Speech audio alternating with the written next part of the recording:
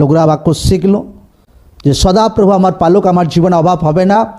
বাড়ি গিয়ে যদি অভাবও দেখে নিজের জীবনে, তাও অঙ্গীকার করুক যে সদাপ্রভু আমার পালক, আমার জীবনে অভাব হবে না। অভাবকে যাওয়া ছাড়া কোনো উপায় নেই, তাকে আমার পরিবার ছেড়ে যাওয়া ছাড়া কোনো উপায় নেই। এইভাবে লোকরা ঈশ্বরের সিদ্ধ ব্যবস্থা, ঈশ্বরের সিদ্ধ বাক্যকে নিজের জীবনে কাজে লাগাক। কারণ ঈশ্বরের বাক্য যে আছে সেটা পারফেক্ট আছে, একদম খাঁটি আছে, একদম যেটা কখনো অটল হবে না, যেটা কখনো ফেল হবে না আপনার জীবনে। যদি সুস্থতার বিষয়ে লোকরা বাক্য শিখছে, বাক্য শুনেছে যে যীশু খ্রিস্টের ক্ষত সকল দ্বারা আমরা রোগ থেকে সুস্থ হয়ে গেছি, তিনি তোমার সমস্ত অধর্মকে ক্ষমা করেন, তোমার জীবনে রোগের প্রতিকারকে করেন।